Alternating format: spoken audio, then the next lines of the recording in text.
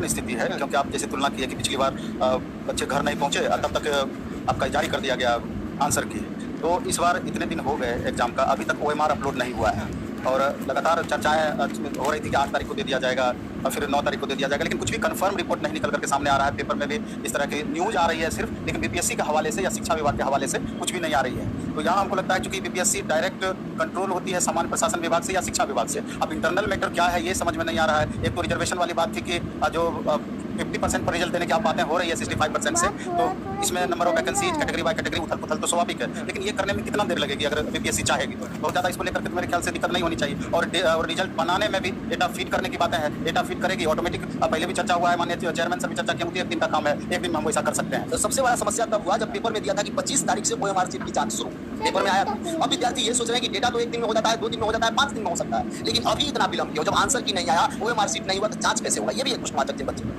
सवाल ये है, अब जैसे जो छात्र रिजल्ट का वेट कर रहे हैं, ज़्यादा परेशानी उन छात्रों को है कि जिनको लग रहा है कि इस बार मेरा रिजल्ट निश्चित रूप से हो जाएगा, परफॉर्मेंस भी अच्छा दिए हैं और कमोबेश 1 नंबर 2 नंबर 4 नंबर से उनको लग रहा है कि मे भी हो जाए, मे भी छूट जाए। नया पढ़ने में भी मन नहीं लग रहा है, स्वाभाविक है मन नहीं लगेगा, अंदर से टेंशन बना हुआ है। तैयारी 2 में नहीं हुआ होगा, तैयारी 1 में नहीं हुआ होगा, इस बार अपना परफॉर्मेंस को सुधारे होंगे, मे भी कि उनको लग रहा होगा कि इस बार भी हम मेरे साथ परेशानी ना हो जाए। तो मेरा ये कहना है कि हमेशा हम एक बात बोलते हैं कि बहुत चीज़ें, बहुत बातें आपके हाथों में नहीं होती है। आप अपना कर्म कर दिए, आप अच्छे से मेहनत किए, एग्जाम भी अपने अनुसार बेहतर करने का एग्जाम में भी प्रयास आप किए, आप अपना कर्म कर दिए। अब रिजल्ट जब भी आएगा हमको लगता है कि तनाव ना लेकर के आपको दोबारा से तैयारी में आपको लग जाना चाहिए, क्योंकि पढ़ा हुआ भी रहेगा। बाई चांस रिजल्ट आ गया तो इससे अच्छी बात है और क्या होगा। अब बाई चांस खुदा न खास्ते अगर रिजल्ट किसी भी तरीके से दिक्कत हुआ तो आपका टाइम वेस्ट नहीं होगा, क्योंकि जितने सारे प्रोसेस इसमें है, ओवरऑल प्रोसेस जैसे ओएमआर अपलोड होना, उसके बाद फिर आंसर की जारी करना, फिर दावे आपत्ति के लिए समय दिए जाएंगे, दावे आपत्ति छात्रों की तरफ से होगा, फिर फाइनल आंसर की जारी होगा, उसके बाद रिजल्ट बनेगा। तो इतने सारे प्रोसेस में हमको लगता है कि मे भी टाइम भी लग जाए, मे भी अगस्त लास्ट तक में रिजल्ट दे भी दे, मे भी कि सितंबर में भी ये मामला चला जाए।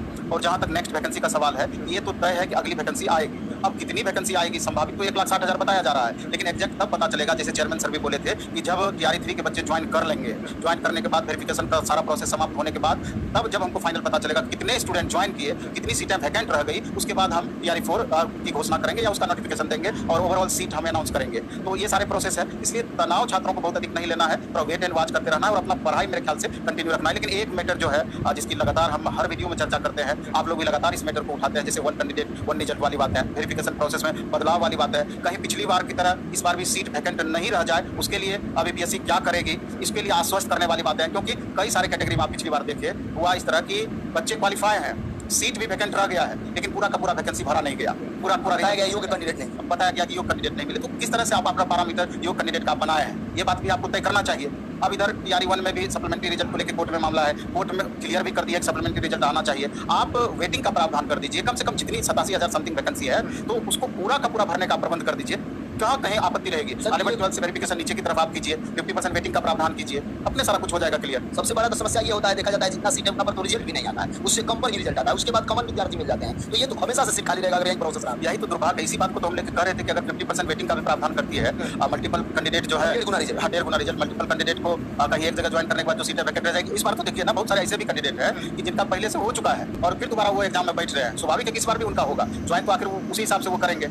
तो बातें बहुत सारी है। अब इसमें सामान्य प्रशासन विभाग क्या आदेश देती है बीपीएससी को, क्योंकि आप बीपीएससी से जब बात कीजिएगा तो वो डायरेक्ट इस बात को रखेगी कि सामान्य प्रशासन विभाग या शिक्षा विभाग से जैसा आदेश आएगी, हम कंडक्टिंग एजेंसी है, हम इतना सारा रिजल्ट बना करके दे रहे हैं, अब आगे से जैसा आदेश आएगा उसको हमको फॉलो करना है। तो बात तो सही है। तो अब सरकार की क्या सोच है, सरकार की क्या मंशा है, इस बात पर निर्भर करेगी कि सीट वैकेंट रहना है अथवा पूरी सीट को भर देना है। क्योंकि सीट जो प्रोसेस सरकार अपना रही है या अपनाते आई है, 87,000 में से आपका 25,000 प्लस सीट वैकेंट रह जाएगी, ये बात आप तय मानिए। जो सारा प्रोसेस है कि इसमें मल्टीपल कैंडिडेट वाले बच जाएंगे, आफ्टर वेरिफिकेशन जो सीट खाली होगा वो बच जाएंगे, और बहुत सारे कारण होते हैं जो बाद में चल करके बच्चे छोड़ते हैं। तो सारे रीजन्स को अगर मिला दिया जाए 25,000 प्लस सीट वैकेंट रह जाएगी। सर क्या जिस तरीके से तैयारी 1 तैयारी 2 में किया गया वेरिफिकेशन जो प्रोसेस था कि रिजल्ट दिया गया, रिजल्ट के बाद ज्वाइनिंग भी करा दिया गया, थोड़ा सा जांच पड़ताल करने के बाद, और उसके 6 माह बाद 2 माह बाद जांच किया गया तो कहीं से 2,000, कहीं से 1,000, कहीं से 500, कहीं से 300 विद्यार्थी बाहर हो गए। अभी तक पूरे देश में देखा जाए तो ऐसा कहीं भी ज्वाइनिंग लेटर नहीं होता, जब तक वेरिफिकेशन ना हो जाए तब तक ज्वाइनिंग नहीं दिया जाता है। यहाँ 2 साल के बंधन पर ज्वाइनिंग दिया जाता है। सर इससे भी बहुत बड़ा नुकसान है। ये तो एकदम गलत प्रोसेस है, एकदम समझिए कि ऐसा प्रोसेस कहीं पर भी नहीं है।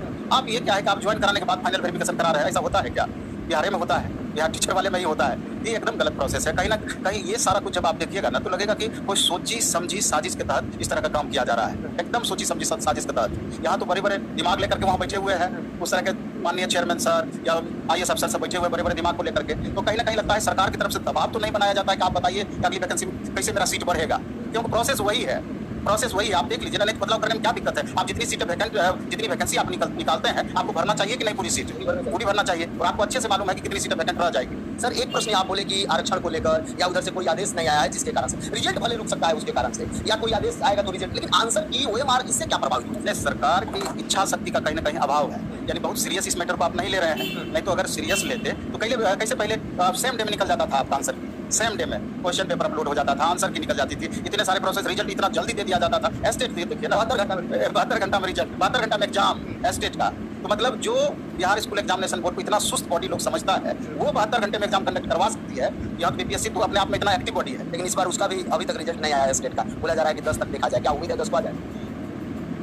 अगर किसी पुरुष में एनर्जी की कमी है, उनको ज्यादा देर तक रिश्ते बनाने में प्रॉब्लम, इसके रिजल्ट के बाद बहुत बच्चे, हालांकि उसमें बहुत ज्यादा प्रॉब्लम इसलिए भी नहीं है कि स्टूडेंट को पता है, और चूंकि बहुत टफ क्वेश्चन भी नहीं होता है, तो उनको पता है कि हम पास करेंगे ही करेंगे, पास करने की मेरी गारंटी है, तो उसको लेकर बच्चे तनाव नहीं है। लेकिन रिजल्ट उसका भी आ जाना चाहिए था समय पर। तनाव में इस बात को लेकर के है कि इस बार एस्टेट कब होगा, जबकि अगस्त में एस्टेट एनी हाउ निकलना चाहिए था। अभी तक सुगबुगाहट नहीं है, बहुत बच्चे वेट कर रहे हैं कि अभी तुरंत एस्टेट आ जाती और एस्टेट का जल्दी रिजल्ट दे देती, तो हो सकता है कि टीआरई 4 हमारा पकड़ में आ जाता। बहुत सारे बच्चे जो 22-24 का पास आउट है, वो बच्चे एकदम वेट कर रहे हैं, क्योंकि उनको भी तो लगता है कि एक भी अच्छी वैकेंसी हमारी पकड़ में आ जाए, क्योंकि आगे किसी को भरोसा नहीं है कि कितनी वैकेंसी आएगी कि नहीं आएगी, बहुत सारी बातें हैं। सर क्या टीआरई 3 राजनीति का भेद चढ़ सकता है और टीआरई 4 में और विलंब हो सकता है?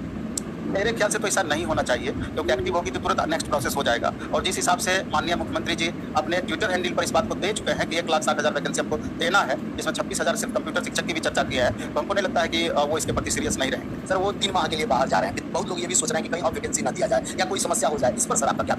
इस पर हमारा कोई विचार नहीं है, क्योंकि ऐसा नहीं है कि माननीय मुख्यमंत्री जी नहीं रहेंगे तो विधि व्यवस्था नहीं चलेगी, कोई निर्णय नहीं होगा। ये सब तो पहले से निर्णय ले लिया गया होगा कि आगामी वैकेंसी किस प्रोसेस से हमको देना है, इसका रिजल्ट कब तक देना है। हमको लगता है कि इसको उस मैटर से कोई मतलब नहीं होगा। 45,000 स्वास्थ्य विभाग में वैकेंसी दिया गया, उसको भी रोक दिया गया, उस पर भी कोई प्रतिक्रिया अभी तक नहीं आया। उसके बाद बिहार सचिवालय बीएसएससी इंटर लेवल देखिए, उसका भी वही स्थिति है। सीजीएल देखिए, केवल एक टीचर भर्ती कर देने से बिहार का विधि व्यवस्था सही हो जाए? नहीं, बिल्कुल नहीं। अभी आप सबसे ज्यादा देखिए कि बिहार एसएससी +2 लेवल में 20 लाख प्लस अभ्यर्थी फॉर्म भरे हुए हैं, 20 लाख प्लस, 12,000 प्लस वैकेंसी है।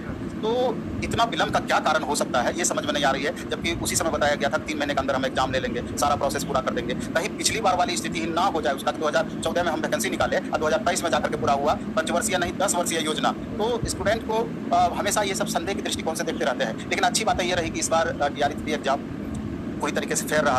अभी बिहार पुलिस का एग्जाम आप देख लीजिए, पूरी तरीके से फेयर रहा। ये जो प्रोसेस में बदलाव किया गया है, कहीं ना कहीं बहुत विद्यार्थी को राहत महसूस हो रहा होगा कि इतनी सीटें जो गड़बड़ होती थी, यानी कि गलत जगह चली जाती थी, तो कहीं ना कहीं वो जो रुका है, ये थोड़ा सा यहाँ पर राहत भरी खबर छात्रों के लिए है, राहत भरी स्थिति छात्रों के लिए है। मतलब 2-4-5 दिन में सब कुछ क्लियर होना चाहिए।